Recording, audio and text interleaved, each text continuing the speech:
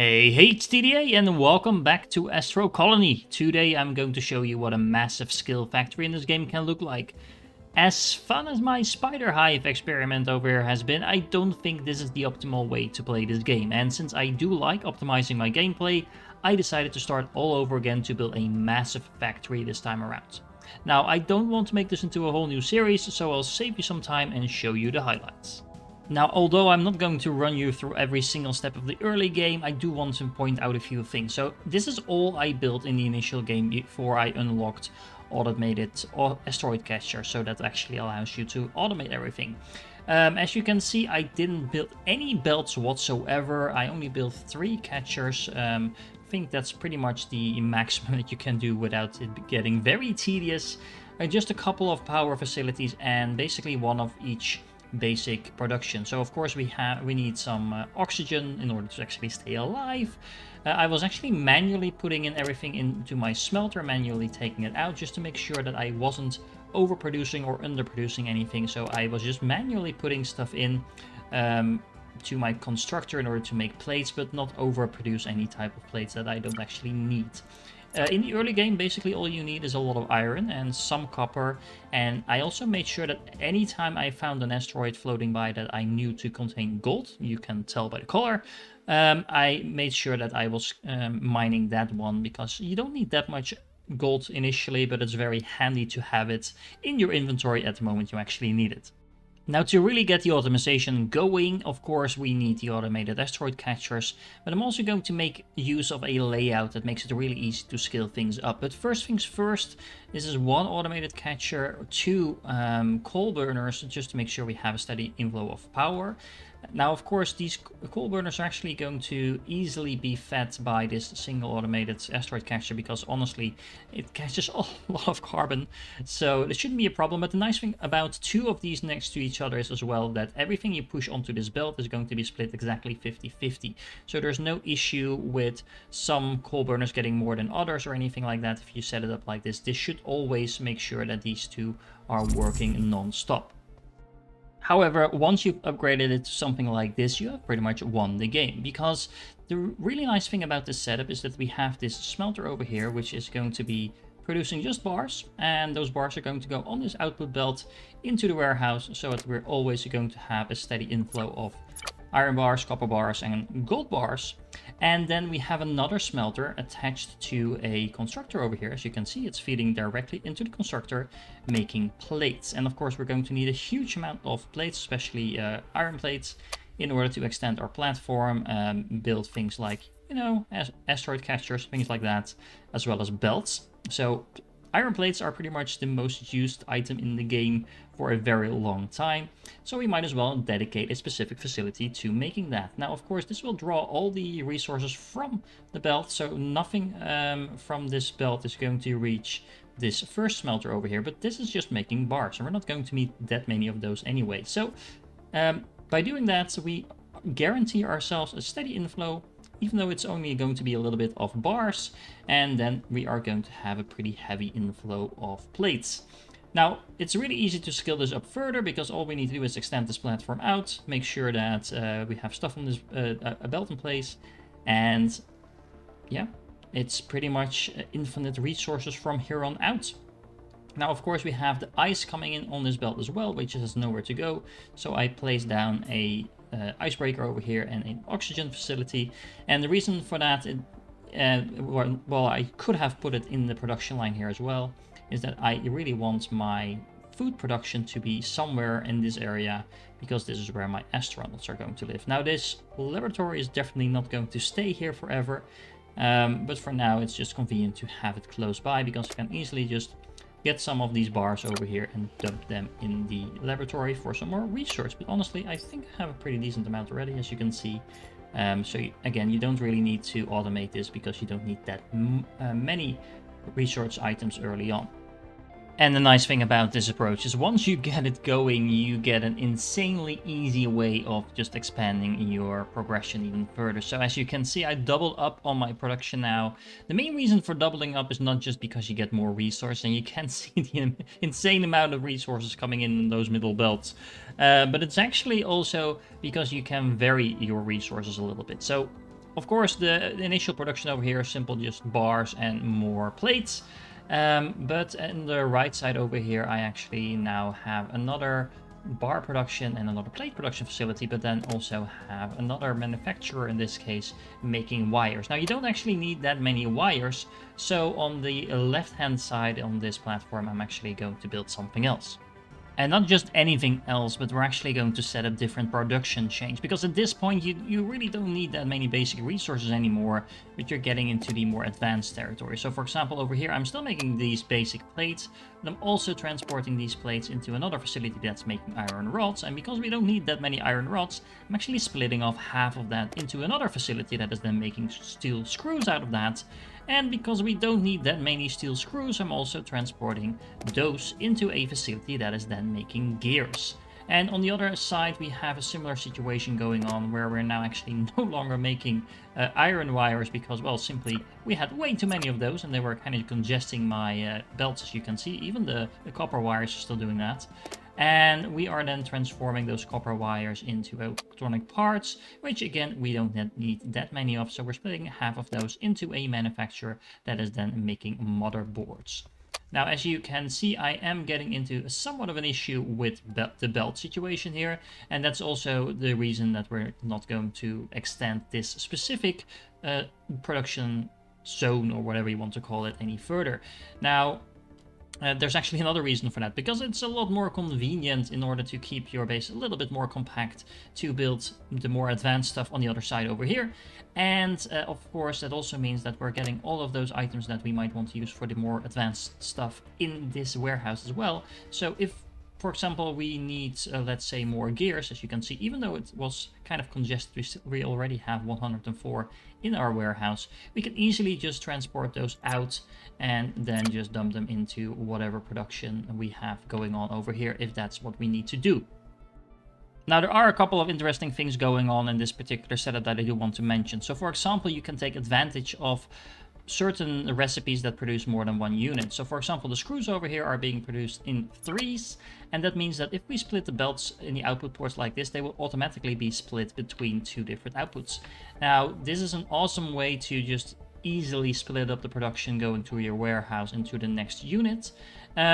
Another thing to note is that you might want to keep an eye on your belts and make sure they're not congested too much, but at the same time, you really shouldn't be too worried about getting your belts congested, because as you can see, even though every now and then it stops, we're still getting a huge amount of items going towards the warehouse. It's mostly the higher tier items that are actually being blocked, or at least delayed, because they're further down the line in all the way in the back. And we are still getting a lot of basic resources from this other half of our production line. Now, you could argue that I should have split the remaining parts from this line into the line on the right. But as you can see, that wouldn't actually matter that much, because this is actually going onto the belt that is producing most of my plates. And because we need a lot of plates in order to build large platforms, and we don't necessarily need a lot of things like gears and screws, which is the majority of the things going on this belt at the moment, I am not too worried about that. So you can always just turn off certain production if that's what you want to do, like I said before. But generally speaking, just keep it running, and don't fret too much about your belts slowing down for a little bit, because you're going to get way more resources than you need if you build a setup like this. And because at this point we've automated everything that we can without actually going to a planetoid, it's time to actually go to those planetoids. And in order to go there, what we're going to need is some hydrogen. So we're crafting that over here very simply with the use of some icebreakers that are feeding ice from one side and ice and coal from the other.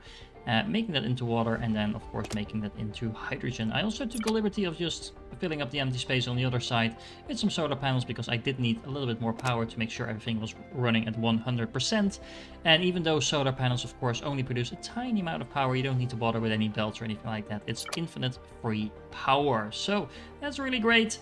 And now it's time to set up some miners. And look, it's colonists sciencing away in our lab. And of course, we need to feed those people, which is also where the bots come in, because we have a couple of cooks on board.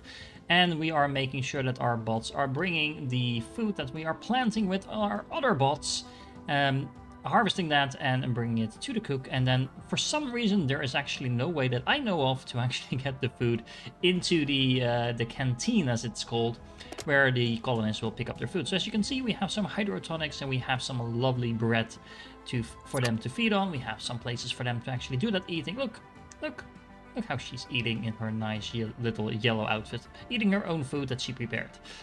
We also have some places, of course, for the colonists to sleep on, but before you can get all of this, you're going to need access to a couple of planetoids. And if you're a little bit smart about how you line those planetoids up, you can actually keep it pretty compact. So on the left over here, I flew to my first asteroid, which is currently in the process of being mined for aluminium, by a total of 8 mining bots connected to 2 smelters, because keep in mind these recipes are pretty slow.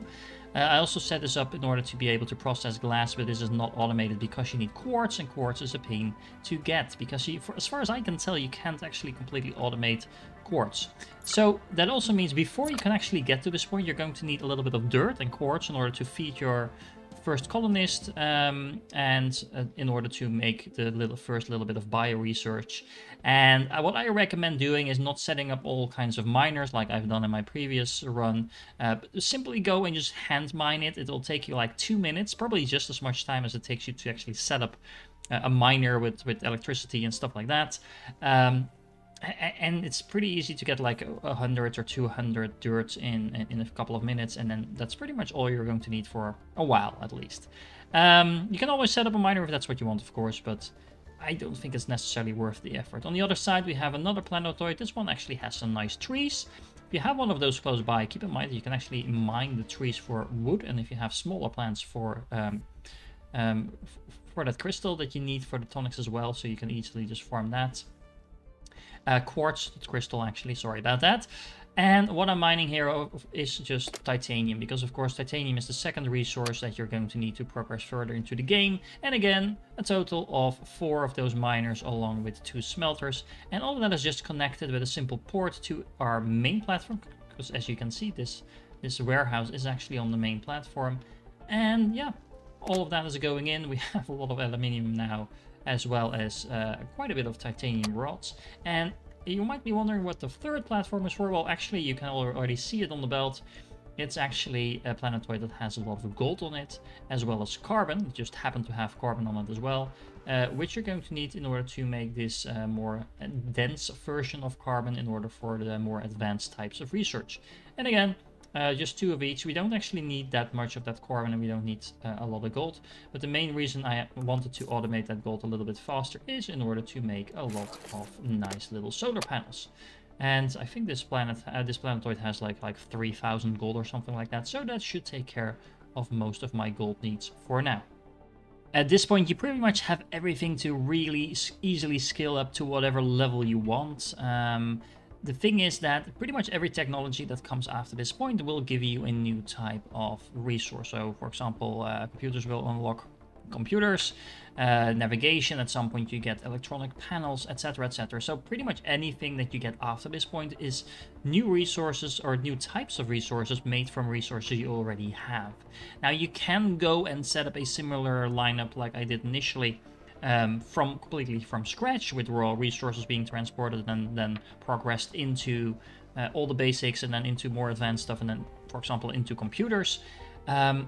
But to be honest, there is a much easier way, at least initially, to get this going, and that is simply by just building a couple of close by production centers and putting the resources in. So for example, over here, I have 2 advanced constructors simply making the carbon fiber from carbon ore. As you can see, I have 1,500 in here. I just put it in here manually.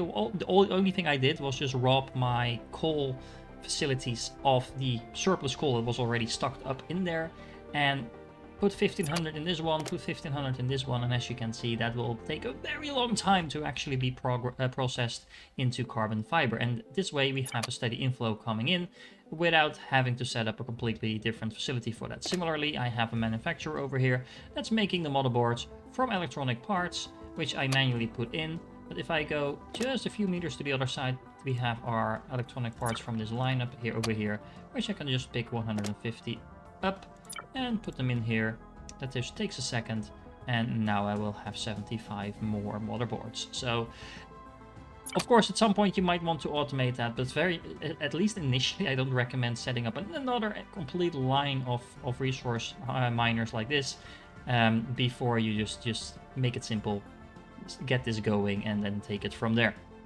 Now, to give you an idea of what scaling up looks like, this is one very simple and straightforward way to do it. Just rows of asteroid catchers, which will bring you an infinite amount of iron, copper, carbon, ice, and a little small amount of gold. Now, of course, we're going to need to power all of that, which is where the gold factory that we have on the other side on the planetoid comes in, because then we are now very easily able to build all these solar panels. Now, you could easily do the same thing with carbon as well, but then you need belts and stuff like that, and I'm lazy. I like my solar power.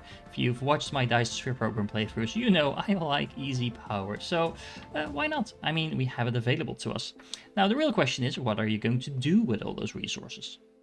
And that is where this little modular factory comes into play. So the idea is pretty simple. I have input warehouses on this side and output warehouses on the other side.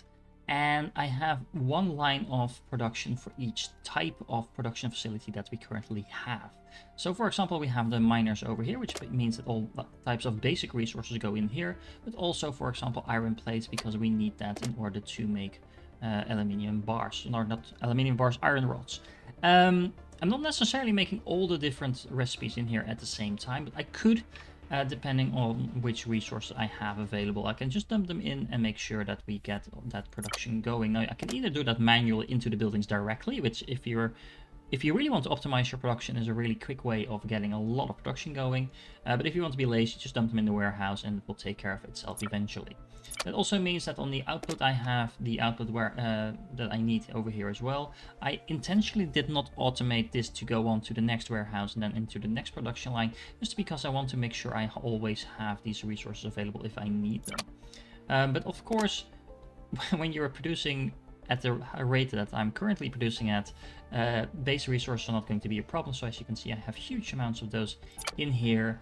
And that means that we're also going to get huge amounts of other resources as output. And here and there, you will have to flip in between these different warehouses just to make sure that you keep everything going. This is not necessarily the most effective thing to do, but because I currently don't have any other resources that I have in this warehouse, I just might as well just have these copper plates being transformed into copper wire, because you do actually need a lot of copper wire, and not just to make the connections, but also, for example, for recipes like this where you need electronic parts. So you basically want to make sure these buildings are always producing something, and ideally producing as many types of recipes at the same time as you can manage. Now, as you can see, I also have a water facility over here. I have 4,500 water stored already, and that's mainly because we're going to get a huge amount of ice cubes from our asteroids. And we might as well put them to use, so you just dump 700 in here, and then that will take care of a lot of production. Now, speaking of which, we're also going to need to up our organic production, so that's going to be the next step. When it comes to farming, you actually get to completely optimize a new type of production chain, because the farming actually depends highly on the wheat production, so you actually need to upgrade that first, and then you can plop down a couple of breeders, as they're called, a new type of robot very similar to the one that is actually farming the wheat, but this one is actually specialized in growing the chickens, the cows, or the pigs, depending on what you are trying to do. Currently, I'm doing a little bit of everything, but as you can see, the chickens tend to slowly take over the entire area because they will fit in anywhere. And the reason to fix that is just simply have pastures further away from the chicken producing facility, because that will actually make sure that they will not be able to reach it, but the other ones will. So I expect that after a while I'll have most of my pigs in this area, most of my cows in this area, and then this will probably be chicken territory for a very long time. Now, what this allows you to do is actually cook some different types of meals. So we can now make roasted meat, we can make hot milk, as well as omelettes, and of course that will give our people some different things to eat. Now, I'm not entirely sure what the purpose of that is. I think it's supposed to sustain your people better. But as you can see, just mass producing bread is very, very easy. I have more food than I'm ever going to need with the astronauts that I currently have. But anyway, it's just fun for the variety, and we are actually getting close-ish to the end of the game now, but if we look at technology tree, there are a couple of things that we haven't done yet. A couple of them are food related, but we also have some more high-tech stuff. For example, we have the energy transmission over here, we have a Stargate that we can build, a black hole, so there's a couple of more things to do. Now, something really useful you unlock at this point is the nuclear reactor. It's exactly what you think it is. It's a very easy way to power up your base, as just a single bar of uranium will actually, or rod of uranium will actually get you 40 power for 40 seconds. So as you can see, I have 350 in here. This will actually keep this 40 power up and running for hours of playtime. Now I have 3 of these, and considering uranium is not that hard to get, this is a very easy way to make sure you have all the power you need to do whatever you want. But where I really think the end game starts to shine, and that is a little dependent on what you actually like in these types of games, but if you want to actually build your own space colony, then around this time is a pretty good moment to do so, because you have pretty much everything unlocked, so you're just trying to expand, and the game gives you some very nice options to make impressive in-house environments to make your own space station, as you can see. This is a very simple example. You have all kinds of nice walls, floors, ceilings, as well as lighting effects. You can even build some plants. Of course, you have your colonists running around and doing things in your base. So it's pretty simple actually to build this, but you can make something really nice looking, and I really think that's a nice detail. You also have access to this control panel, which makes it really easy to fly your space station around. In my case, forward is east, because it's east facing. As you can see, I can now easily move around my base, as you can see, relative to the planetoid we have in front of us. So it's really easy to move. You have some upgraded engines as well, so you can get really high speed going. Although I did notice a drop in frame rates once I was traveling at a very high speed with my colony, so you might not want to do that. But of course, it's a really fun thing to do. So it's really easy to travel around to new planetoids. There's actually more than just those few you saw in the beginning. Connect those up, build some more bases, and basically keep expanding and keep getting more and more resources. You can actually go to each individual planetoid with a separate spaceship as well, and I'll just show you in a moment. And there we go, we have our own spaceship, which we can use to visit other planets. It even has a turbo boost, so you can travel really fast around planetoids and basically just visit any planet you want, build a little base over here, get some resources, put those in a warehouse so you can reach them from anywhere, and then move on to the next planetoid and just basically keep going as long as you think you need to expand and are still having fun. As you can see, it's really fast just to move from one planetoid to the other, so this is very convenient. Of course, you can just move your entire base around. It really just depends on the type of empire you want to build. There's also some environmental hazards around, like this meteor storm over here. Now, these don't seem to have been fully fleshed out just yet, because right now there's not going to be much of a problem from a meteor storm if it's just sitting there and you can easily avoid it. But I don't know, they might get interesting in the future. There's a couple of different versions. You have storms, you have meteor storms, you have comets even. So there's definitely some interesting things going on, but they need some more work. But again, this game is in early access, so there's definitely some progress still to be made. If you haven't done so and you're still watching, I assume you like the content, so make sure you like and subscribe. And leave a comment if you want to do so, because that really helps the visibility of this series. This will be the last episode for now. If there's any more significant updates to the game, I will be probably revisiting it. And I do hope you enjoyed kind of seeing the end game to this game. Although definitely there is a lot more to explore in this game if you want to be more creative about your builds. This is a very functional build. It's organized, it produces everything, but especially if you're the one to go for good-looking bases and like playing around with making the colonist have a nice place to live and stuff like that, then there's definitely a lot for you to explore in this game. So I hope you enjoyed that, and I will catch you in the next one.